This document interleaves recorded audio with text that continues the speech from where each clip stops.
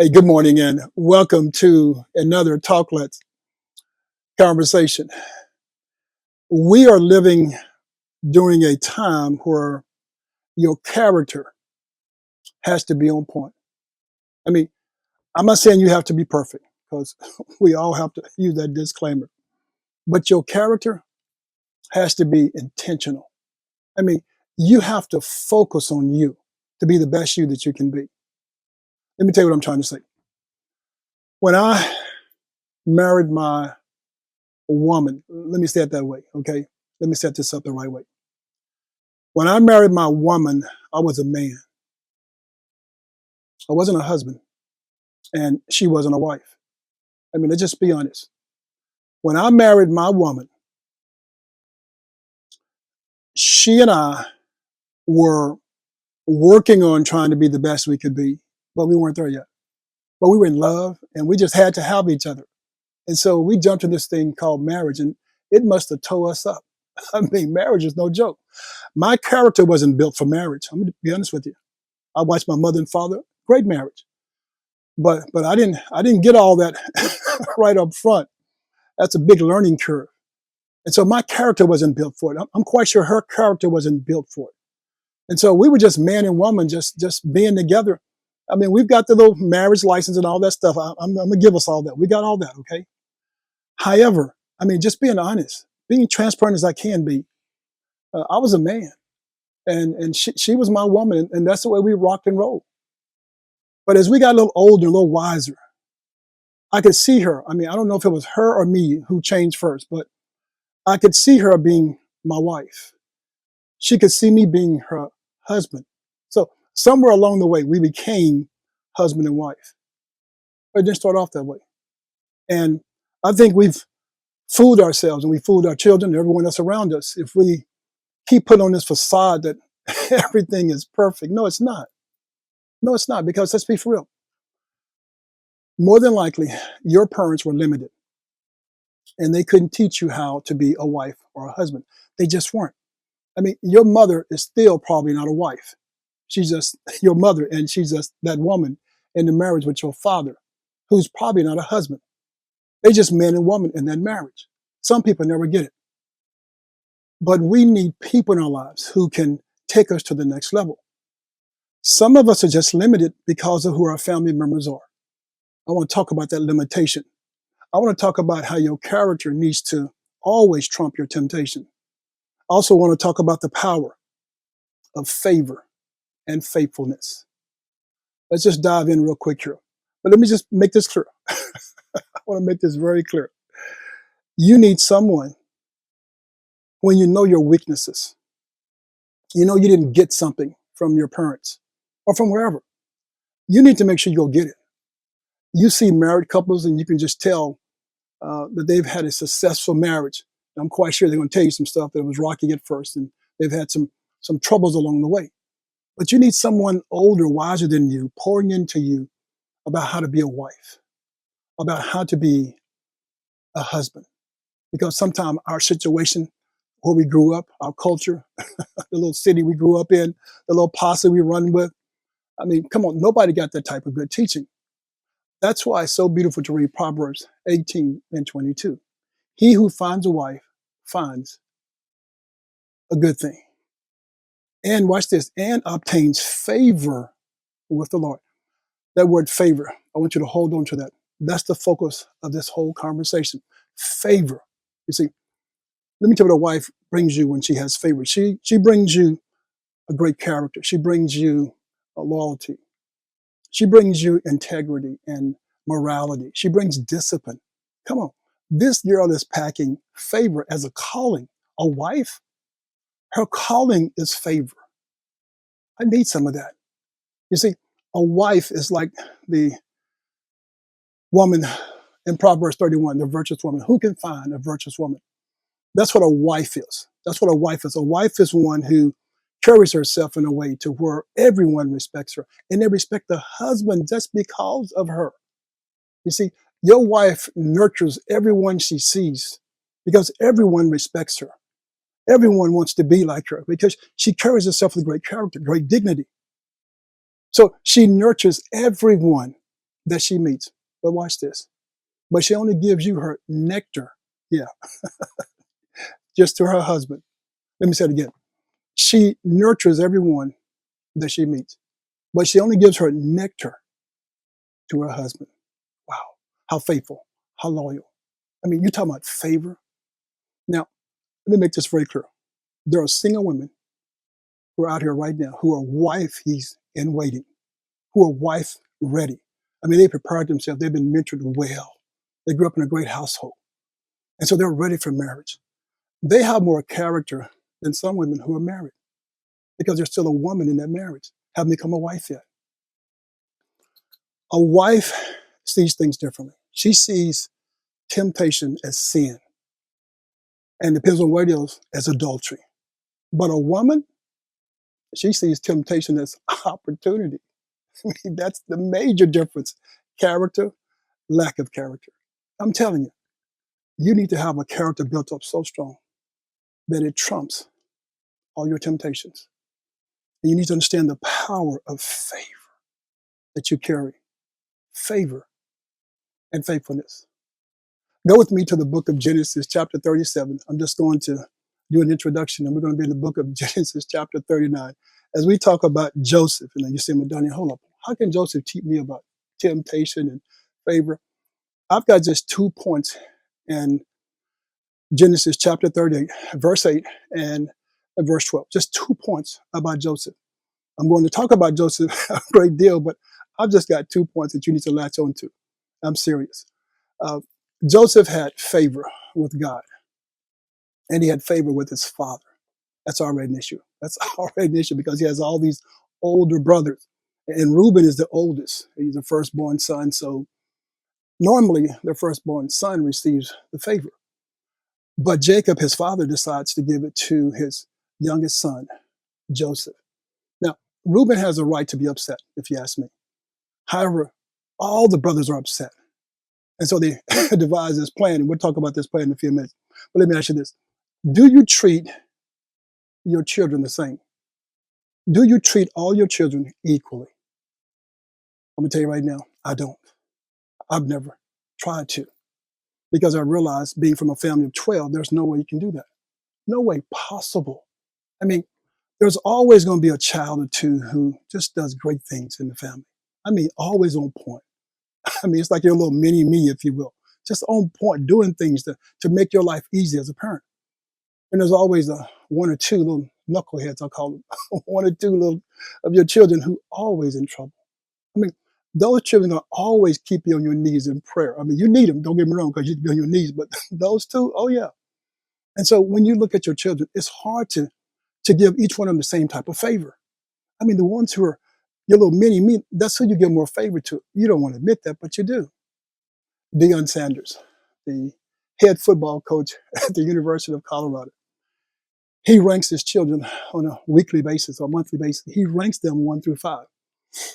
And sometimes, of course, it changes based on the week, but based on their character, based on the things they're doing or not doing, he ranks them. And they are all into it. About, Daddy, who's number 1 this week? Who's number 5? You know, they say Shiloh is always in fifth place, but he's that child that's always keeping him on his knees. I've got a child that keeps me on my knees. I'm quite sure you do as well. But Bishop Jake said it best, favor ain't fair. And so, yes, it's hard to treat your children equally. I don't even try to. I just treat them based on what they need because there's so much that one might need than the other. And if I'm trying to give you this, what I'm giving the other and trying to be even, I'm telling you, I'm going to mess some stuff up and miss some stuff as well. And so you can't treat them the same. You have to treat them based on who they are and where they are at that particular moment in life. Out of jealousy, Joseph's brothers agreed to kill him because of this favor he has with God and with their father. But Reuben, the eldest brother, look at favor. Reuben convinces them not to kill him, but just, come on, we can't kill him. Just throw him in the ditch, but let's not kill him. So they throw him in the ditch. Reuben has to leave. And while he's gone, they decide to pull him out of the ditch and kill him. But Judah says, no, let's not kill him. Let's not put that blood on our hands. Let's sell him into slavery. Now, when we look at this, it makes us think about slavery That we come through a lineage of slavery. But this is going to be different because when you look at this, I'm telling you, sometimes God does things that we just can't understand. He let things happen that we just can't figure out. But Joseph is being put in a place that's going to mentor him through seasons that's coming, that's going to save all of Israel. That's what Joseph is doing. You can't see it. There's, like I say, something you just can't foreknow, but God does. He predestined certain things like this for us to learn from. Joseph had to leave, watch this, in order to be mentored by a king on kingdom culture and kingdom character. His father and brothers, they were limited. In the book of Genesis, chapter 39, verses 1 through 23, I'm going to jump through this real fast, but I want to focus on verse 8 and 12. This discussion is talking about Potiphar's wife. Yes, here we go. We're talking about favor. We're talking about character. Let me show. This is going to hit all of us at one point or another. In verse 1, and Joseph was brought down to Egypt, and Potiphar, an officer of Pharaoh, captain of the guard, an Egyptian, bought him off the hands of the Ishmaelites, which had brought him down thither. Verse 2. And the Lord was with Joseph. Boy, I tell you, that's just enough said right there. And the Lord was with Joseph. He wasn't alone. And he was a prosperous man. And he was in the house of his master, the Egyptian. Verse 3. And his master saw that the Lord was with him, and that the Lord made all that he did to prosper in his hand. Verse 4. And Joseph found grace in his sight, and he served him, and he made him overseer over his house. And all that he had, he put into his hand. Do you see how he's been mentored along the way? I mean, he's been given position of authority as a slave, but he's being mentored along the way. Verse 5. And it came to pass, from the time that he had made him overseer in his house, and over all that he had, that the Lord blessed the Egyptian's house for Joseph's sake. And the blessing of the Lord was upon all that he had in the house and in the field. Isn't it something? I told you. Either find the wife, find the good thing, and obtain favor. Favor, boy. When someone has favor around you, you want to be around them because favor just spreads. I mean, everything they touch, everything around them is favored by God because you're in that circle, that inner circle. That's what you want to be in. Quit talking about, oh, he just brown nosing. Oh, she's just sucking up. No, they got favor. You better latch on to them and quit trying to call them names. Quit trying to mock them because you don't have what they have. Verse 6. And he left all that he had in Joseph's hand. Trust him. And he knew not all he had, save the bread which he did eat. And Joseph was a goodly person, watch this, and well favored. Verse 7. And it came to pass after these things that his master's wife, here we go. I'm telling you, trouble's always coming when favor shows up. Oh boy, trouble comes with a big old stick. And it came to pass that after these things, that his master's wife cast her eyes upon Joseph, and she said, lie with me. Wow. Here I am being blessed. And I don't want no mess or no stress. I'm just being blessed. Got all this favor. And here you come with these games. See, Satan is so clever. Here he comes all disguised as Potiphar's wife. Verse 8. But he refused. I want you to write that down.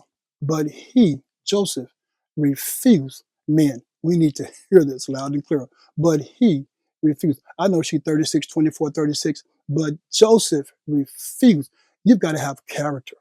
But Joseph refused and said unto his master's wife, behold, my master woke not what is with me in the house, and he hath committed all that he hath to my hand. He hadn't withheld anything from me. My master is good to me. What are you trying to do? There is none greater in this house than I. Neither hath he kept back anything from me but you. That's the only thing I can't touch. That's the forbidden fruit up in this place, Man, understand what's a forbidden fruit in your life. Women, understand what's the forbidden fruit in your life. Because thou art his wife. Come on, girl, don't you know who you are?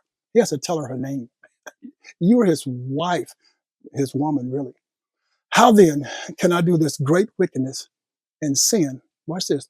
Not against Potiphar, but sin against God. See, that's when you know who you are and whose you are. When you start talking to your problem and tell your problem who your God is.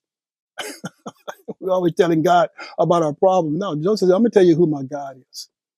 Verse 10. And it came to pass as she spake to Joseph day by day. So she's sweating. Boy, she tried to wear him down day by day. Where is Potiphar? Come on. That he hearkened not unto her to lie by her or to be with her. Verse 11. And it came to pass about this time that Joseph went into the house to do his business, and there was none of the men of the house there within. Opportunity. Hey, no one will know. I mean, it's just me and you. What keeps us between me and you? It's a strange thing. It's strange fire when you keep a secret from your husband with some other man. It's a strange fire when you keep a secret with some other woman against your wife. I mean, that's strange fire. You're dealing with strange fruit. Verse 12. And she caught him by his garment. Well, this girl wants this boy bad. She gonna grab him, saying, lie with me. And he left his garment in her hand and fled. That's the next part. And he fled. Listen to me. And he fled. And he got himself out.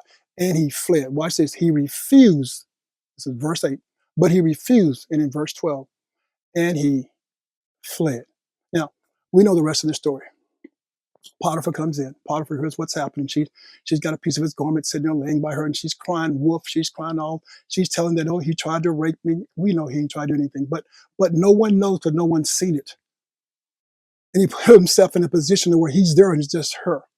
And you know the brother wanted to run out of the room because he fled once he could. Some of you don't know how to flee. Some of you will stay in a man's face way too long. Let him talk to you. You know what he's up to. Give you his business card. Give you his phone number. I mean, come on. That's too long. You've got to refuse like Joseph and you got to flee. Because I'm telling you, it's your character that's on, yes, your character's up on the witness stand right now. Your character is being judged. And when a guy's trying to talk to you and he knows that you're married, I'm telling you, that's an insult to you. That should be an insult to you. He's disrespecting your husband. When a woman is trying to talk to you, come on, man. That's an insult to you. She thinks she can play you. That's Satan inside of her. That's not her. That's Satan inside of her. He thinks he can play you. He wants to destroy you and your wife's relationship. She's disrespecting your wife right in front of you. Because you let her talk to you, give you her card. Come on, don't take it. Joseph refused to take her card. He refused to take her phone number. He says, no, I'm out of here. Some of you don't know how to flee from disaster because your character is not strong. Joseph's character, watch it, runs him away from temptation versus run him into temptation. Let me say it better than this. Joseph runs away from his temptation, and by running away, he runs into the hands, watch this, of God, versus running into temptation, running forward into her arms, into the arms of Satan. That's what you do. If you see it like that, it makes it so clear that when you play off, when you commit adultery, it's with Satan. Oh, it's not with her. I know. She nice looking and all that, and he handsome and all that. But really and truly, all you have is a demon that's tricking you. A demon wants to take that favor from you. No, come on. Potiphar's wife didn't need Joseph. Come on, she got all these slaves. She wanted his gift. See, that's what Satan's after. She's seen all the favor, all the blessings on his life. She don't need him, but she wants what he has. Yeah, he wants your personality. Oh, yeah. He wants your hard work and your determination. He wants all that, your loyalty, your support. He wants your servitude. See, he wants that for his kingdom. He doesn't want anything for you. He's trying to strip you. Do you realize that? He's conniving you, trying to strip you. Some of you would have simply given in and joined in with Potiphar's wife. Yeah, I'm telling you, brothers, she don't need you. She don't even want you. She just wants your gift. She wants the blessing that's on your life. Keep this in mind. King David was a man after God's own heart. How powerful is that? But Joseph was a man after God's irreproachable and faultless character. That's just powerful to me. Joseph was a man after God's character. I want to be like Joseph. Because watch this. David the king, now watch this. See, this is what power will do to you. David the king, he scratched his itch. Oh yeah, he had an itch when he seen Bathsheba on that balcony, naked, and he ran into adultery. But watch this. But David, the little shepherd boy, he would have ran away from the temptation. But when you become a king, you got so much power, you think it's you sometimes. David took his eye off the ball. Sometimes power corrupts even those who have favor. Do you realize that? Eve had favor. She allowed herself to stay in Satan's face, the serpent's face, just too long. She listened to all that he had to tell her. Well, he deceived me. Well, how did he deceive you? His conversation, well, why were you listening to it? You know what he was trying to do. See, we're not dumb. You know when you're being handled. I mean, you know it. You know when someone's rapping to you and macking to you. You just have itchy ears. And so you don't know what's going to get in and stick. But the more it gets in, yeah, the more will lead you towards temptation. I told you. You're just looking for an opportunity. Satan's looking for an opportunity to put you in a place where it's just you and him. Joseph teaches us, if there's one thing we have to learn, never stay in the serpent's face or in the room alone. Run. Yeah. Tell him no, refuse him, but get out that place. Don't take his business card. I told you earlier. Yeah. Eve took Satan's business card and she returned that call. And that's how he deceived her. Don't take her number. Men, please don't take her number. Don't be tempted, because you're going to be tempted to call if you take that number. Yeah. Men, don't give yourself an opportunity to be tempted. That's what I'm trying to teach you. Yeah. It's hard to be deceived if you leave. It's very hard. I'm quite sure that everyone knew that Potiphar's wife was loose, that she was promiscuous. Yeah, that she was a flirt. I'm sure the king himself knew that she always was out giving advances. Every husband knows his wife. Let me say it again. Every husband knows his wife. Potiphar knew his wife. Let me tell you why I'm saying that. He put Joseph in the king's prison. There's two prisons, the king's prison and the common prison. Joseph had a track record, a proven track record with Potiphar. Never did anything wrong. Always blessed and highly favored. So he put him in the king's prison because it was the best prison. It was a prison where it wasn't hard labor. He didn't put him in the common prison with thieves and thugs and people who would try to kill him. So he received favor in prison. I mean, come on, God is so good. Potiphar loved him so much, he realized, hey, my wife, come on, let's be for real. Come on, I can't put him into those hard criminals. Let me put him over in the king's prison so that he'll be safe. Joseph never cheated or mistreated Potiphar. So he had some clout based on his proven track record. I'm quite sure that Potiphar knew about his wife's track record up in that place. Joseph never committed adultery on Potiphar or God. We look at adultery as cheating on your spouse, but is it possible that adultery is also cheating on God? Have you ever thought about spiritual adultery on God? Take some time to think about that one. Let's see, if you ask me, Potiphar's wife should have been a moral compass for all the women that was around her. She should have carried herself with grace. I mean, she's in a position of leadership. Much is given, much is required. Here she is trying to be a loose woman. And she needed to be a woman who could show character, virtue to all these women who are looking at her and up to her. But she decides to be loose. Some of you are loose right now because you joined this culture of, hey, 60 is the new 40. No, 60 is 60. That age is that age. I understand you still look good. You want to wear all these bodycon outfits. I get it. I mean, that's up to you. I'm not going, hey, it's up to you. But I'm saying 60 is 60, okay? And you need to be an example. I told you a lot of women don't get good examples because a lot of mothers trying to still be as young as their daughters. And so it's hard to be a wife and teach me how to be a wife and I'm still just a woman. It's hard to be a father when a husband when I'm just still trying to be a man. I'm trying to kick it with my boys. When you look at Joseph's character, it should be one that we should model, that we should teach our sons of what to be and what to become. See, that's worth printing right there and putting on a t-shirt. We should model Joseph's character of refusing to sleep with Potiphar's wife and of running away when she grabs and reaches out to him. That's what we should be teaching our sons. How to be gentlemen, how to be disciplined, faithful, trustworthy. You see, we put all the heavy on the girls when they get pregnant. Now the big thing is abortion, and they're aborting the child because your son don't want to take care of the child. Your son don't want the child. But that's his seed inside of her growing. That's his seed. He's planted the seed inside of her. But see, he's limited. The teaching that he's receiving is to get rid of it. You don't have to marry her just because she got pregnant. That's the way we talk. But your son made this decision. And so when he doesn't make that decision to take care of his seed, and he's going to keep making decisions like that throughout his entire life, and you're supporting that, you got to be kidding me. See, he needs someone who can mentor him because you're limited with him. You've run to your, your wits' end with them. He needs someone who can pour into his life, who can teach him how to be a young man and how to maybe one day be a husband. But all this running around blaming the girls, come on, come on. If the guy wouldn't go there, then there would be no pregnancies. I'm just going to be honest with you. So what are we teaching our sons? I pray you teach your son to be like Joseph, to have integrity, to have grit, to stand for something, to have character. Have you ever cheated?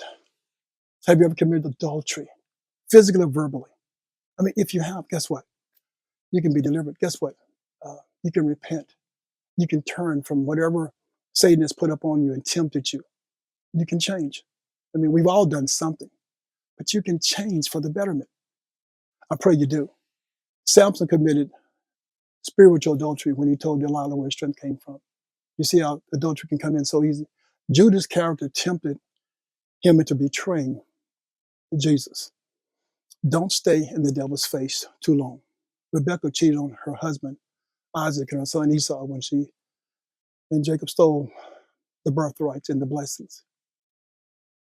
You're saying, well, Donnie, I mean, I've never been in a position with opportunity like that. Well, just keep on living. Yeah, opportunity, temptation, it's on the way. Believe me, I don't care how old you are, 60, you think, 70, no, it's coming. I ain't never done anything. Don't get me wrong. The devil doesn't stop. He's always coming. He's always going to try you. He's always going to knock on your door. Yeah, because you know how we are. We're always into this flesh. Joseph's favor and faithfulness, watch this, saves his family from a famine because of his character. Joseph was the second in command in Pharaoh's house. And by him having that character, yes, he was placed in a position to learn from a king about kingdom business. You see, I told you, Joseph's father was limited in teaching him how to be a king. More than likely, your parents are limited in teaching you how to be a young man, how to have morals and how to be disciplined, and how to keep your seed to yourself until it's really time for you to be married and you deposit inside of your wife instead of depositing inside of a woman. You see, that's what we're doing. And we're applauding young men. Oh, you're the manhood. No. You just messed up. You just gave Potiphar's wife your seed. That's what you've done. See, I want to be like Joseph.